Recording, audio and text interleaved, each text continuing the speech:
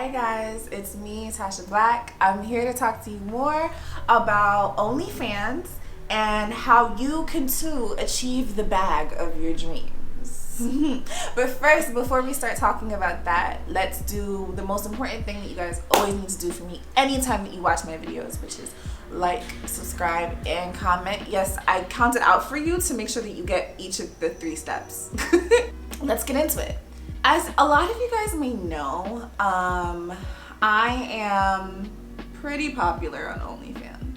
So I say top 1% on my Onlyfans bio just because I think a lot of people are not good at math, and so it just makes sense in their mind. And we'll talk about that later in this video, like branding and the language that you use to like really send home that point for your viewers. But in truth and in fact, I'm somewhere right about top 0.5% on Onlyfans. I won't tell you exactly how much money I make, but I am definitely way passing the double digits monthly.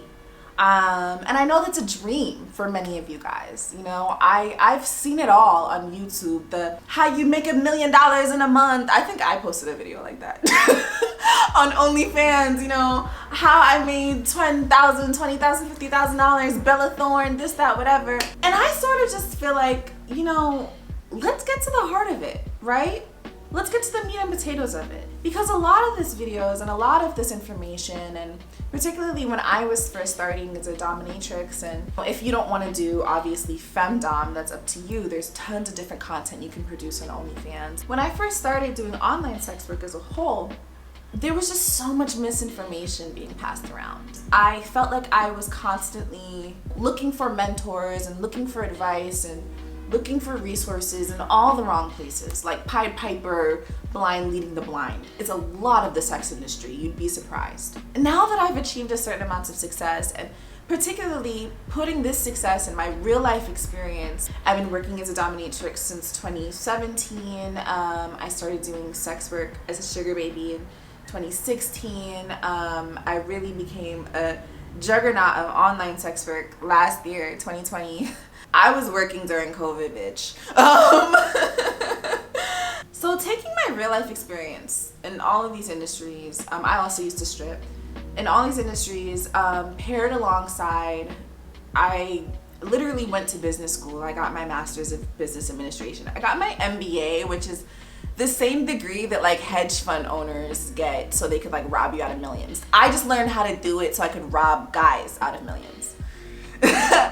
Taking this information and synthesizing it together in such a way that it's clear and easy to understand, and it's authentic, valuable information that'll really get you where you want to go as a content creator on OnlyFans. For a lot of you, I'm imagining that you may be a beginner to the platform. And that being said, even though you're super excited, you love everything I'm talking about, all the money and the figures I'm throwing out at you sound amazing, but where would you actually get started as a beginner on OnlyFans? It's so daunting, right? There's all these different features, there's so many different users. How do you promote yourself? How did you even make your first dollar on OnlyFans? Well, lucky for you, I'm gonna explain to you what would be the first 3, let's say 4 steps that I would take the moment that you start your OnlyFans.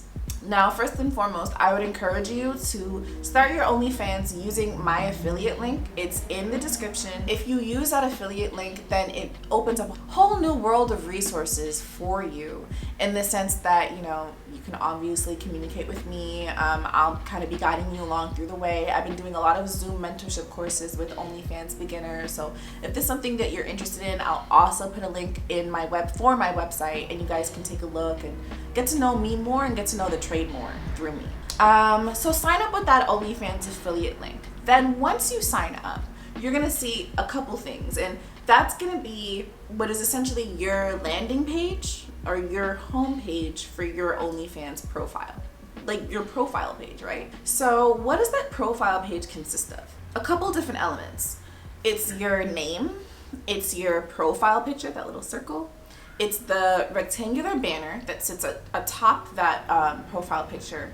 And it's also your bio, and I guess also your subscription price, which I'll probably leave for like another video, because that's, I don't know. But you have all of these different elements that are on that profile page. From now on, I just said the term landing page. So I want you to start thinking about your profile page as your landing page. The same way that you would think about, oh, like I want to sign up for Spotify. When I type in spotify.com or whatever, what's the first page that comes up? Something encouraging me to sign up for Spotify, right? So it's that first page that really grabs in your user, grabs in your audience, grabs in what is a potential sale, potential client for you, and gets them to buy your product. Now, how can you best augment your profile page such that when your next lead, this is a business term, you can go back and Google that. When your next lead or potential client, potential fan lands on your page, they see it, they immediately want you, and they click subscribe. The name is pivotal.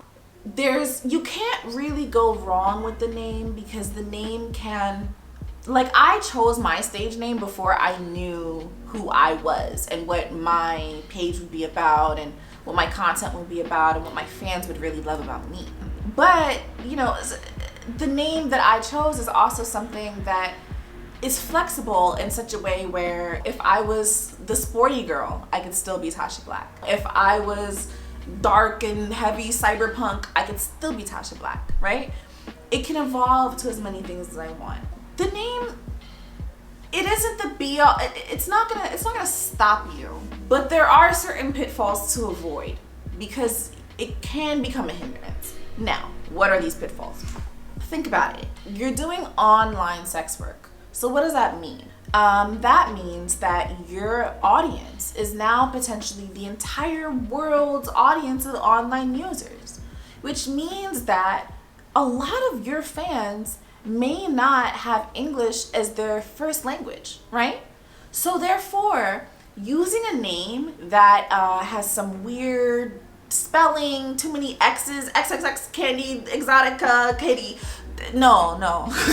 You know, too many weird things going on phonetically, Deja Nayala, I don't know, I don't understand. I don't understand it, and the person that, you know, speaks Sanskrit that's trying to sign up for your OnlyFans page also doesn't understand it.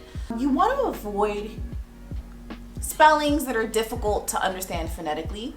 You want to avoid names that are difficult to understand phonetically, that are difficult to spell, that are a little bit too unique. If they are unique, you know, that's not the end of the world. That's okay. Uniqueness is good because we want to make sure that it's something that's special and individual to just you and speaks to who you are. But you want to make sure that it's something that you can spell. So, for instance, two doms that I like, Theodora, right? Definitely a very unique name, but I can envision how that's spelled. Theodora, okay, Theodora, right? Boom, easy. If it's too crazy, French spellings, Bordeaux, dude, don't. I believe you, you're upscale, you don't need to prove it all the time. You want to avoid something that's difficult to spell. Choose something that is easy for your audience to understand, for a global audience to understand. Another point with this is consider only, you know, what your URL. Consider what your URL is. It's going to be onlyfans.com/ whatever your name is, right? So if your name is really difficult to spell or very difficult to understand, how do you expect to, I don't know, watermark a selfie, watermark a video with onlyfans.com, the hottest baddie mommy, blah, blah, blah, blah, blah. Like, who is gonna find you and who is gonna wanna spell that out afterwards to go and look for your OnlyFans page again? Make it easy for your audience to find you. Discoverability is key when we talk about any online business and particularly online sex work. This kind of leads me to some of my other points with the profile picture and with the banner. Discoverability, as I said, is extremely important. When we think about that profile picture, we want to think about that as being the first taste of what your value proposition, I'm unquoting these terms because they're real terms, I didn't make them up, even though that makes them look made up. But you could go and Google these. These are all stuff that, like, I learned in business school. Thank you, by the way, for making me such a great hoe. That profile picture is the first taste of what your value proposition is. And when we say value proposition, listen to every single word that comes out of my mouth. Your value proposition is the unfulfilled need that you are uniquely able to provide your audience. Whatever it is that they're looking for, that they are searching and wondering for in the market, right? How do you provide this to your audience in such a way that no other provider, brand, company, blah, blah, blah, is able to, right? And that's the key. That's going to be the seed and core of everything that you do as a sex worker from now until forever. I'm sorry, guys. I guess you thought I was going to talk about like showing your titties or something, but this is like a serious business class. So that being said, the profile picture, what I would recommend, because think about it, it's so tiny. Like it's like this little thing that you have to sell yourself through with this tiny little circle. But it's so important because that profile picture, and this is for everything too. This is for your Insta, this is for your Twitter, this is for any, social media platform. They see your post, and then the moment that they see your post, their eyes move up to your profile picture, and they look at your profile picture and they decide whether or not to click. So make sure that that profile picture is really compelling. I would suggest that you use a close-up of your face because, surprise, surprise, guys want to see your face more than anything else. A very sexy expression, sexy lips, direct eye contact, something really feminine really speaks a million words, much more than your body can. So choose something, a nice clear picture of your face, preferably something on a clear background, not too many distractions, and something that I can't remember what the dimensions are, but I'll also leave that information, whether in the description or on my website so you guys can find all of that. I don't know the dimensions, but I know it's really tiny. And so you want to make sure that you're hitting all the points in that tiny space as possible. Where you're able to elaborate a lot more is your banner. So the banner photo is obviously much bigger than the profile picture or avatar. And that being said, you want to utilize your banner as a way to provide more information and further entice your user onto your value proposition. If you take a look at my Onlyfans page, which I will also include that in the description as well, just in case you guys want to perv on me. So if you take a look at my Onlyfans page, you'll see that my banner photo is a really pretty picture of me with my butt in the air, like pretty sexy white Gucci pantyhose, my toes curled, soles looking very sexy and soft. And just my beautiful face. I even get my nails in there. I get a lot of things in that banner photo. So you might think, okay, this is just a pretty picture of Tasha, which it is. Not to toot my own horn, but it's much more than that. It speaks to my value proposition. So obviously, as you guys have seen from the rest of the content that I posted on my YouTube, I love pantyhose, and it's one of the biggest fetishes that I cater to for my audience. So yeah, I'm putting a picture of myself in pantyhose on my banner photo. Obviously.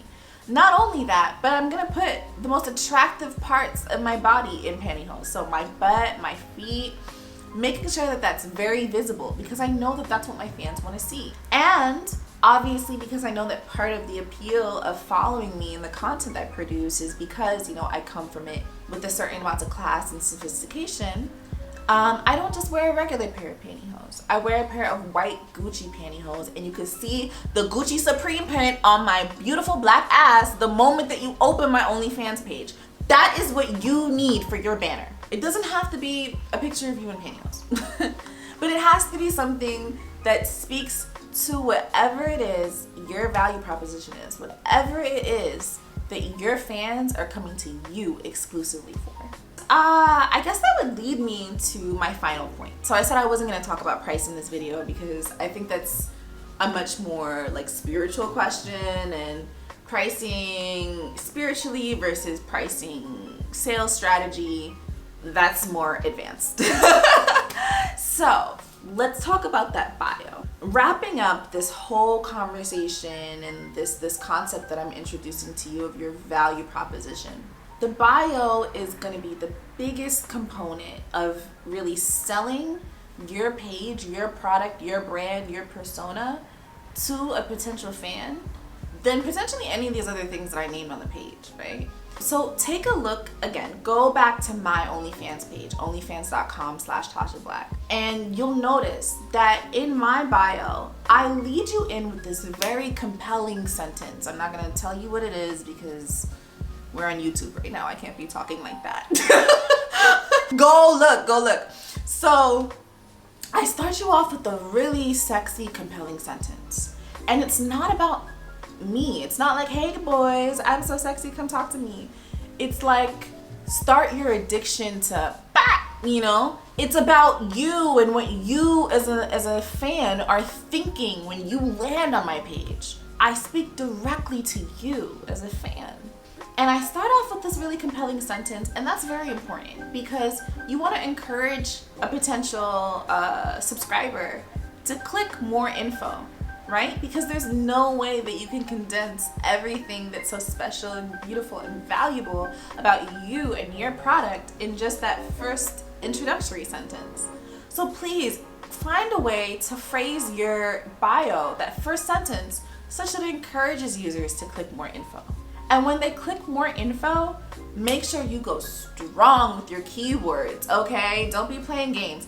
So keywords, this is another marketing whatever. So I don't know if you're familiar with SEO, that's search engine optimization. You could also Google that as well. But essentially, that's like when you Google, it's working off of search engine optimization. So based on the relevancy of the page, how much traffic it gets, how many relevant keywords show up versus what you're searching for. So let's say, because people are looking or trying to look for you, right? Let's think about it this way. People are looking for you. So when they're looking for you and they type in OnlyFans, big ass Latinas, it's much easier for them to find you if somewhere in your bio it says big ass Latina, right? Than if you never bring this up at all ever. So what I recommend to you is come in strong with a really compelling first sentence that encourages that potential fan to click more info. Then once they do, put together a beautiful bullet pointed list, if you will. You could make it in paragraph form, whatever you think, really drives the point home for your audience. Tell them why they should subscribe to your page. What's included in the monthly subscription? What are the benefits for them as a fan if they choose to subscribe? And once you've sold them on that and made sure that you hit those relevant keywords, made sure that your search engine optimization is hella tight, you pretty much set yourself up to have like this locked in point for point landing page that speaks directly to your value as a performer and why any fan that lands on your OnlyFans page can within 2 minutes determine why they should subscribe to you. Take a moment to try some of these things out. Again, if you have any questions, go over to my website. That's TheTashaBlack.com. Book a business consultation with me. I speak to any number of sex workers, whether it be online or in person, and I'm happy to help all of you with acquiring that bag and acquiring the money of your dreams.